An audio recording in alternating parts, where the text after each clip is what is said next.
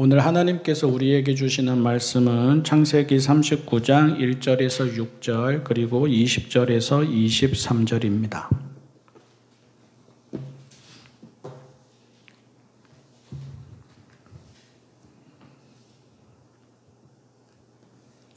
창세기 39장 1절에서 6절, 20절에서 23절. 요셉이 이집트로 끌려갔다. 요셉을 이집트로 끌고 내려간 이스마엘 사람들은 바로의 신하인 경호대장 이집트 사람 보디발에게 요셉을 팔았다. 주님께서 요셉과 함께 계셔서 앞길이 잘 열리도록 그를 돌보셨다. 요셉은 그 주인 이집트 사람의 집에서 살게 되었다. 그 주인은 주님께서 요셉과 함께 계시며 요셉이 하는 일마다 잘 되도록 주님께서 돌보신다는 것을 알았다. 주인은 요셉이 눈에 들어서 그를 신복으로 삼고 집안일과 재산을 모두 요셉에게 맡겨 관리하게 하였다. 그가 요셉에게 자기의 집안일과 그 모든 재산을 맡겨서 관리하게 한 그때부터 주님께서 요셉을 보시고 그 이집트 사람의 집에 복을 내리셨다. 주님께서 내리시는 복이 주인의 집안에 있는 것이든지 밭에 있는 것이든지 그 주인이 가진 모든 것에 미쳤다. 그래서 그 주인은 자기가 가진 모든 것을 요셉에게 맡겨서 관리하게 하고 자기의 먹거리를 빼고는 아무것도 간섭하지 않았다. 요셉은 용모가 준수하고 잘생긴 미남이었다. 20절에서 23절입니다. 요셉의 주인은 요셉을 잡아서 감옥에 가두었다. 그곳은 왕의 죄수들을 가두는 곳이었다. 요셉이 감옥에 갇혔으나 주님께서 그와 함께 계시면서 돌보아 주시고 그를 한결같이 사랑하셔서 간수장의 눈에 들게 하셨다. 간수장은 감옥 안에 있는 죄수를 모두 요셉에게 맡기고 감옥 안에서 일어나는 온갖 일을 요셉이 혼자 처리하게 하였다. 간수장은 요셉에게 모든 일을 맡기고 아무것도 간섭하지 않았다. 그렇게 된 것은 주님께서 요셉과 함께 계시기 때문이며 주님께서 요셉을 돌보셔서 그가 하는 일은 무엇이나 다 잘 되게 해주셨기 때문이다. 아멘. 예수님을 믿어서 복받자 했지 예수님 믿어서 하나님의 뜻 이루자 하지 않았습니다. 예수님을 믿어서 천당 가자, 천국 가자 했지 예수님을 믿어서 거룩한 삶 살자 하지 않았습니다. 그때는 그랬습니다. 지금은 좀 덜하지만 70년대, 80년대 우리 한국교회는 그랬습니다. 하도 힘들어서 그랬습니다. 하도 가난해서 그랬습니다. 하도 살아가는 게 팍팍해서 그랬습니다. 악착같이 자녀들을 공부시킨 것도 밤낮을 가리지 않고 또 봄, 여름, 가을, 겨울 가리지 않고 일한 것도 먹을 것 안 먹고 입을 것 안 입은 것도 또 나처럼 되지 말라고 나처럼 살지 말라고 그렇게 자녀들을 부추긴 것도 힘들고 가난하고 팍팍해서 그랬습니다. 심지어 하나님도 그래서 믿었습니다. 교회도 그래서 나갔습니다. 구원의 감격, 영혼의 평화, 하나님과의 친밀함, 주님을 따르는 삶, 세상을 거스르는 삶, 자비와 평화 이런 것들은 솔직히 절실하지 않았습니다. 와 닿지 않았습니다. 마음에 울리지도 않았습니다. 당장은 아프지 않고 굶지 않고 서럽지 않고 억울하지 않고 밀려나지 않고 소외되지 않고 성공해서 형통하게 살아가는 것이 절실했습니다. 그것이 더 와닿았습니다. 우리나라에서 가장 큰 교회이자 세계에서 가장 큰 교회인 그 교회는 삼박자 구원을 말했습니다. 요한 3서 2절의 말씀을 인용하면서 사랑하는 이여 나는 그대의 영혼이 평안함과 같이 이것이 신앙을 의미하는 거겠죠. 그대에게 모든 일이 잘 되고 만사형통 그대가 건강하기를 빕니다. 아프지 않고 병 낫는 것. 이 말씀이 우리나라의 많은 사람들에게 복음이었습니다. 이 말씀이 우리가 살아온, 우리 앞선 세대들이 살아온 시대를 반영했습니다. 이 말씀 의지해서 교회를 찾았습니다. 하나님이 함께 하시면 모든 일이 다 잘 될 거라고 믿었습니다. 하나님을 믿으면 병에서도 낫고 건강할 거라고 믿었습니다. 신앙이 곧 성공의 길이었습니다. 교회를 다니는 것이 곧 잘 사는 길이었습니다. 기복신앙이라고 합니다. 번영신학이라고 하고요. 대대로 잘 살던 사람들은 아쉬울 게 없어서 하나님께 부르짖을 일도 없었을지 모르지만 대다수의 평범한 사람들은 하나님 아니시면 길이 없어서 날마다 엎드려 기도했습니다. 기도만 하면 눈물이 나왔고요. 기도 시간만 되면 새벽이든 밤이든 교회로 갔습니다. 곳곳에 기도원들이 생겨났고요. 기도원마다 부르짖어 기도하는 사람들로 가득했습니다. 믿음의 결과를 간증하는 내용들도 그랬습니다. 하나님이 내 병을 고쳐주셨다. 하나님이 내게 복을 주셨다. 하나님이 나를 영광스럽게 하셨다. 하나님이 나를 부자가 되게 하셨다. 하나님이 나를 성공하게 하셨다. 사람들은 그렇게 간증했고 사람들은 그 간증을 들으면서 자기들도 그렇게 되기를 기도했습니다. 성공하는 데에는 하나님보다 더 강한 신이 없다고 배웠습니다. 어렵고 지긋지긋한 삶에서 벗어나는 데에는 하나님보다 더 확실한 신이 없다고 배웠습니다. 저도 몇 번이나 들었습니다. 무당을 찾아갔더니 더 센 신을 찾아가라고 해서 교회로 나왔다. 이런 간증들이 나오곤 하였습니다. 그런데 아이러니입니다. 교회는 그러면서 숫자는 늘었는데 빛을 잃었습니다. 교인들은 그러면서 열심은 있었는데 길을 잃었습니다. 그리고 그때는 통했는데 경제적으로나 사회적으로 살만해지게 되자 그만큼 하나님의 자리도 줄어들어 갔습니다. 아프면 기도하는 대신 병원에 가면 되었습니다. 어려우면 교회를 찾는 대신 나라와 사회의 도움을 받으면 되었습니다. 교회도 믿음도 교인들도 시들시들해졌습니다. 어르신들이 늘 하는 이야기입니다. 기도하려고 해도 예전처럼 그렇게 절박하게 기도하게 되지 않는다고 합니다. 신앙생활은 비슷한 수준의 사람들이 어울리는 사교생활처럼 되어갔습니다. 그런데 또 아이러니입니다. 이런 현상이 부정적이지만은 않았습니다. 덕분에 그러면 하나님을 믿는다는 말의 의미가 무엇인가 다시 묻게 되었습니다. 하나님이 함께 하시는 삶의 결과가 무엇이고 우리 신앙인의 자리가 어디인지 교회는 다시 돌아볼 기회를 얻었습니다. 우리가 요셉을 보고 있습니다. 요셉의 처지가 하루아침에 달라집니다. 혼자 화려한 옷을 입고 귀족처럼 살던 그가 졸지에 낯선 나라에 팔려가 노예가 됩니다. 부모도 형제들도 다 자기에게 무릎을 꿇게 되리라는 꿈을 꾸던 그가 노예가 되더니 죄수까지 되어서 누구에게나 무릎을 꿇어야 하는 그보다 낮은 사람이 없다고 해도 지나치지 않을 그런 신세가 됩니다. 이런 요셉을 보면 한편으로는 당혹스럽기도 하고 한편으로는 입을 다물게도 됩니다. 하나님이 그를 외면하지 않으십니다.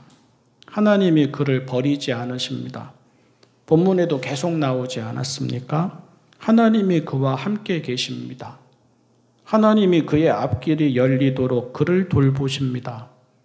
하나님이 그가 하는 일마다 잘 되도록 도와주십니다. 요셉 혼자만의 확신이 아닙니다.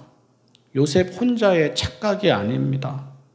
요셉이 앞으로를 기대하면서 갖는 소망이 아닙니다. 요셉에게 일어나는 일이 그렇다고 성경이 그렇게 기록하였습니다. 하나님이 그와 함께 계십니다. 사람들의 눈에 그게 보입니다. 그를 하나님이 함께 하시는 사람으로 여깁니다. 그래서 그를 믿고 그에게 모든 것을 다 맡깁니다. 그러면 하나님이 또 요셉을 보시고 요셉이 있는 자리마다 잘 되게 하십니다. 그런데 정작 당사자인 요셉 개인의 처지는 그대로입니다. 아니, 점점 더 꼬여만 갑니다. 이런 겁니다. 형들에게 미움을 받아 이집트로 팔려가 노예가 됩니다. 그와 함께 계시는 하나님이 그를 보시고 자유인이 되게 하십니까? 그렇지 않습니다. 보디발의 집에서 성실하게 일하다가 억울하게 모함을 받아서 옥에 갇히게 됩니다. 하나님이 그와 함께 계신다고 했는데, 하나님이 그를 돌보신다고 했는데, 그렇게 그를 돌보시는 하나님이 그 모든 것을 아시고 이를 바로 잡으셔서 그가 풀려나게 하십니까? 그렇지 않습니다. 요셉은 이제 화려한 옷은 꿈꾸지도 못하는 신세가 되고, 노예이지만 안정된 삶을 살아가겠구나 하는 기대도 물거품이 되고, 더더욱 옥에 갇힌 요셉은 이제 그의 힘으로는 그 감옥에서 벗어날 힘조차 없습니다. 분명히 하나님은 그와 함께 하십니다. 분명히 하나님은 그를 도우십니다. 그런데 이와 함께 이것도 분명합니다. 이것이 우리가 놓치는 것입니다. 하나님은 그를 세속적인 성공의 길로 이끌지 않으십니다. 부, 명예, 권력, 성공, 업적, 성취, 외모 등은 지금 그와는 아무런 상관이 없습니다.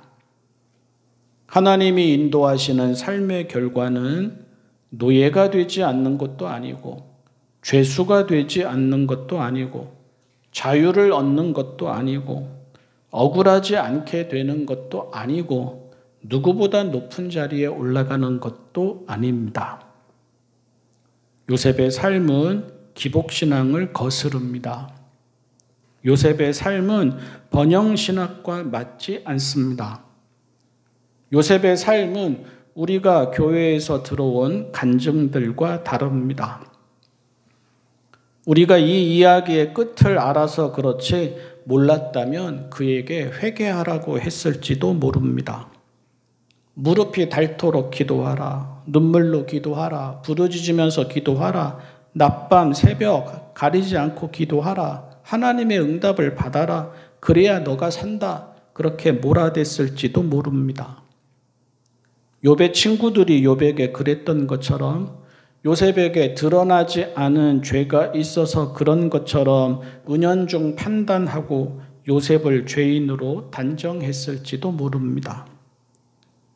본문에서 반복되는 하나님이 함께 계신다는 이 말씀이 있었기에 망정이지, 그렇지 않았다면 본문의 요셉은 잘 나가던 사람도 하루아침에 이렇게 땅으로 떨어질 수 있다라는 사례가 되었을지도 모릅니다.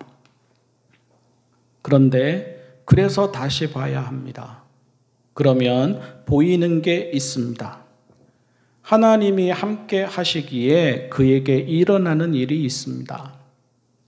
하나님이 도우시기에 서서히 드러나는 그의 삶이 있습니다. 무엇입니까? 그가 복이 되어 갑니다. 그가 있는 자리가 복이 되어 갑니다. 그를 통해서 그의 곁에 있는 사람들이 덕을 봅니다. 그가 있는 자리는 바닥인데, 바닥이라고 해서 죽을 일만 일어나는 것이 아니라 그 바닥에서도 살만한 일들이 일어납니다. 하나님이 함께 하시는 삶의 결과는 그의 출세에 있지 않습니다. 하나님이 함께 하시는 삶의 결과는 그가 이런 일을 하게 되든 저런 일을 하게 되든, 그가 이런 형편에 놓이게 되든 저런 형편에 놓이게 되든 사람들을, 생명들을 잘 되게 하는 데에 있습니다. 노예이지 않습니까? 그러면 제 형편 하나 감당하기도 어려워야 합니다. 그런데 그 집안 전체를 잘 되게 합니다. 죄수이지 않습니까? 그것도 억울한 죄수이지 않습니까? 그렇다면 날마다 저주하고 탄식하고 절망해야 맞는 것 같고 또 그렇게 될 것 같습니다. 그런데 마치 집에서라도 지내듯 회사에서라도 일하듯 그것도 아무 문제가 없는 좋은 집이나 좋은 회사이기라도 한 듯 감옥을 순조롭게 돌아가게 합니다. 화려한 옷을 입고 살며 모든 사람들 위해 서보겠다라는 꿈을 꾸던 그는 형들에게도 인정과 신뢰와 존중을 받지 못했습니다. 그의 화려한 옷은 시기와 미움의 대상이었고 그의 거대한 꿈은 비난과 조롱의 대상이었습니다.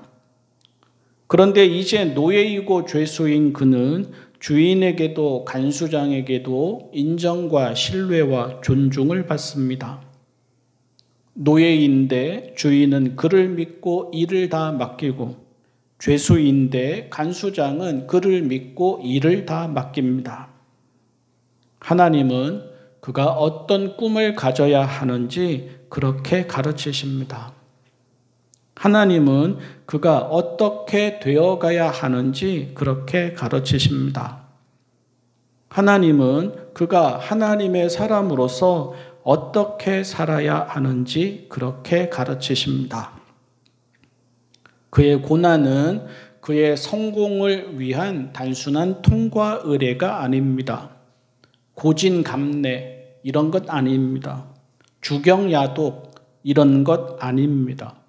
형설지공 이런 것 아닙니다. 금이환양 이런 것 아닙니다. 개천에서 용이 나는 이야기 이런 것 아닙니다. 가난한 집에 태어난 아이가 꿈을 갖고 엄청난 노력과 의지를 기울여서 입지전적인 인물이 되는 이야기 이런 것 아닙니다. 그의 고난은 그의 꿈이 하나님의 꿈에 의해 꺾이고 하나님의 꿈이 그의 꿈이 되어가는 과정입니다. 나중에 이집트의 총리라는 높은 자리에 오르게 되기 때문에 그의 꿈이 이루어지는 것이 아닙니다. 이집트의 총리가 될 때 또 이집트의 총리가 되어서도 그가 할 일이 생명을 살리는 일임을 이렇게 배워가고 알아가기에 그의 꿈이 이루어지는 것입니다. 요셉은 하나님이 함께 하시는 사람이 어떤 사람이고 하나님이 도우시며 돌보시는 뜻이 무엇인지 보여줍니다. 성공이 꿈인 사람, 부유하고 화려한 삶이 꿈인 사람, 야망을 가지고 가는 사람 등은 요셉에게 일어나는 이런 일을 받아들이기 어렵습니다. 하지만 소명을 찾는 사람은 요셉을 보면서 자기도 하나님의 꿈에 동참하게 되기를 꿈꾸며 기도합니다. 어떤 자리에 있느냐 본질이 아닙니다. 어떤 일을 하느냐 본질이 아닙니다.